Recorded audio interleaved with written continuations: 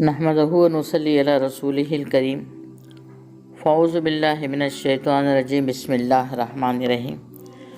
آئیے ہم اور آپ سب سے پہلے حضور نبی کریم تاجدار مدینہ رحمت عالم نور مجسم آقائے نامدار مدنی تاجدار روحی فدا جناب محمد رسول اللہ صلی اللہ علیہ وسلم کی بارگاہ میں درود شریف کا نذرانہ پیش کریں۔ اللہم صلی علی محمد وعلی آل سیدنا محمد وبارک وسلم کما تحب و ترضی ان تصلی علیہ السلام علیکہ یا رسول اللہ۔ حدیث میں ظاہر ہے کہ جب عرش پر لکھا گیا لا الہ الا اللہ تو ہیبت جلال الہی سے عرش کانپنے لگا، اور جب لکھ دیا گیا محمد رسول اللہ تب اس کو سکون ہو گیا۔ دعوے کا کام مستراب کر دینا، دلیل کا کام ہے سکون دے دینا۔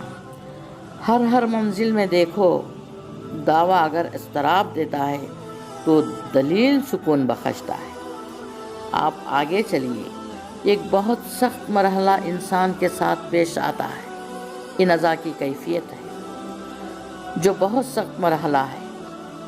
نزا کی کیفیت میں نہیں بتا سکتی، نقش الفاظ میں احساس کی تصویر کہاں، بوئے گل کے لیے فولاد کی زنجیر کہاں۔ جب روح نکلے گی اس وقت پر کیا تکلیف ہوگی، اس کا احساس بھی ہمیں نہیں ہے۔ احساس والی تو بتائی نہیں جا سکتی، مگر پھر جس کا احساس بھی نہ ہو اس کو کیا بتائیں۔ مگر علماء کہتے ہیں کہ بس ایسا محسوس کرو کہ اگر ببول کے کانٹے پر ہلکی سی چادر ڈال کر کھینچ لو تو ریشے ریشے کی حالات خراب نظر آتی ہے، عجیب و غریب تکلیف ہوگی۔ ایسا محسوس ہوگا جیسے جسم کا ہر حصے سے کسی نے کانٹے کو کھینچ رہا ہے۔ مگر میرے رسول نے کیا کہا سنو، مومن کی روح ایسا نکلے گی جیسے پھول سے خوشبو نکل جاتی ہے۔ دعوے نے تو بہت ہیبت دے دی تھی، دلیل نے سکون دے دیا۔ کیا مطلب؟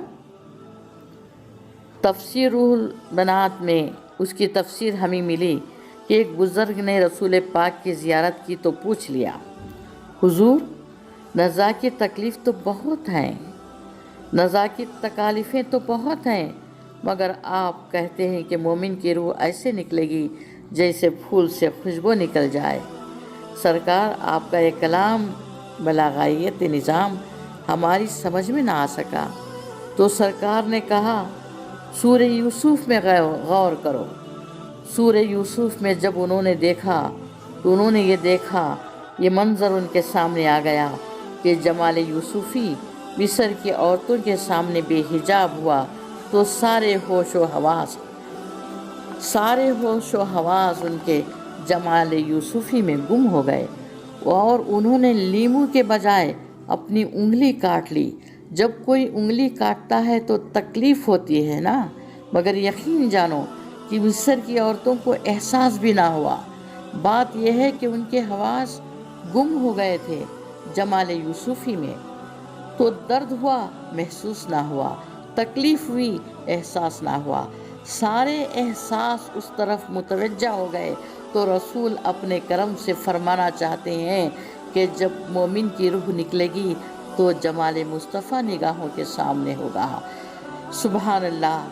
آقا صلی اللہ علیہ وسلم کے کہنے کا مطلب یہ کہ جب مومن کی روح نکلے گی تو جمال مصطفیٰ نگاہوں کے سامنے ہوگا، سارے ہوش و حواس گم ہو جائیں گے، روح نکل جائے گی پتہ نہ چلے گا، درد ہوگا محسوس نہ ہوگا، تکلیف ہوگی احساس نہ ہوگا۔ تو لا الہ الا اللہ نے ایک اضطراب پیدا کیا تھا، جمال مصطفیٰ نے سکون دے دیا۔ دلیل کا کام ہے سکون دینا۔ جہاں دعوے کا جلال و ہیبت ہو وہاں دلیل جمال رحمت ہو۔ مگر ایک بات خیال میں رہے کہ جو یہ کہتے ہیں کہ رسول ہمارے سامنے آ سکتے ہیں انہی کے سامنے تو آئیں گے، اور جو کہتے ہیں کہ نہیں آ سکتے تو معلوم ہوتا ہے کہ نزا کی ساری تکلیفیں انہی کے لیے مقدر ہو چکی ہیں۔ دوسری سخت منزل قبر کی ہے، وہاں بھی جہاں دعویٰ ہے وہیں دلیل ہے۔ اب وقت کا خیال رکھنا ہے، اس لیے دوسری منزل قبر کی حقیقت آئندہ بیان میں انشاءاللہ تعالی۔ اللہم صلی علی محمد وعلی آل سیدنا محمد وبارک وسلم کما تحب و ترضى بأن تصلی علیہ الصلاۃ والسلام علیکہ یا رسول اللہ۔